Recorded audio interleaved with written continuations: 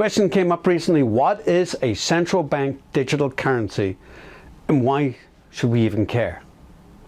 Hello, my name is Paul Carroll. I'm the CEO and founder of Avion Wealth, an elite wealth management firm here in South Texas. A central bank digital currency is in essence a digital form of the country's fiat currency, issued and regulated by a central bank. Or to put it another way, it's a digital dollar bill. Not to be confused with crypto, which is decentralized and not backed by any institution. There are two types of these devices. One is wholesale, one is retail. Wholesale central bank digital currencies are for interbank relationships. Really, the benefit of that will just be simplicity, reduced costs, more rapid transfers. It's going to be part of the plumbing of the financial system. It doesn't really affect you and me. What would affect you and me, though, are the retail version that could be used for public transactions. Think of it as digital dollars in a digital wallet. Now, any nation's fiat currency issued in digital format is in essence a central bank digital currency. It will be issued with the same reserve requirements, the same rules. And to understand this better, we need to understand that cash, or in this case the digital currency, is actually just a tiny percentage of the total money supply. And it's becoming more and more insignificant as more and more people don't even carry cash. But it is not to be confused with using your debit card or credit card. That's not a digital currency. That's an instruction for a third party to make a transfer from one account to another account. Whereas a digital currency can actually be anonymized, carried with you, and even lost.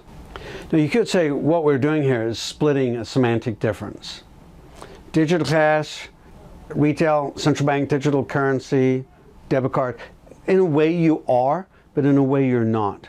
Because the digital currency is truly transportable, can be truly anonymized, though that's going to come up. It's going to be difficult for central banks, and maybe less so central banks, but most governments, to keep their dirty fingers off this currency, because if it's anonymized, it's harder to tax. So those of you who are afraid of this kind of currency, that might help you feel better. So a central bank digital currency, we've decided it's not money transfers from a debit card. It's not crypto. It's something in the middle, and probably the closest thing to it would be what's called stablecoin. Stablecoin are cryptocurrency that's backed by a commodity or another reserve currency, even though they're privately issued. So they have the privacy of Bitcoin, but with the sense of security that comes with that backing. But the problem is, with a stablecoin, that backing can fail.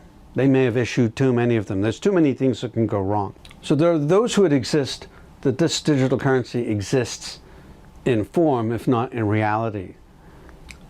But that's probably not exactly true. And some countries, especially reserve currencies, are going to want to be able to enable people to have anonymized cash. Now, there's a whole sector of society and governance that's opposed to anonymized cash. They're opposed to it because, of course, it's used for things like crime, illicit transactions, and trade. But sometimes there are legitimate reasons for anonymized cash, and that border is extremely muddy and can affect jobs, industry, and whether or not certain trade comes to your nation or your city or your state versus somewhere else. So this is going to be a tricky area for our legislatures to navigate. Frankly, I think it's a non-issue. I think it's a non-issue because we have real cash, we have crypto coin, and we have debit and credit cards that are those transactions. This is filling a very niche area. And in fact, if that's interesting in any way, it is that it is the Trojan horse that would be used for the government to bring in its own state-backed cryptocurrency. I don't see that happening overnight, or certainly not adoption, and the reason is crypto has its own problems. It's either extremely energy inefficient or it's more hackable. Now, Ethereum, without getting into the technical side of things, attempting to solve some of the problems with crypto, but until those problems are solved, this Trojan horse is not something I'd be concerned with, and I'm not sure I'd be concerned even if it did exist. It's a bit of a non-event. There's a market for digital cash, there's a market for anonymity, there's a desire to do this more efficiently than with crypto. It's a vacuum that will get filled. But is this a nefarious plot by the government to take your assets? No. The public's not that stupid. If it became one, they would trade their digital currency for real paper cash or for real crypto. It's going to be very hard for governments to abuse this. There will be a couple of other ancillary benefits. It will enable the unbanked to now have a way to have an account. There are other solutions to that, and some have even been debated. And there will be theoretically enhanced digital security. So there you have it, a central bank digital currency. It's pretty much as exciting as watching paint dry, and it's certainly nothing for us to be losing any sleep over. This video was a result of a question from a client. If you have any questions that you think would make an interesting video for some, if not all of the viewership, please go ahead and email me with your questions. We wish you the best of investing success. Thank you.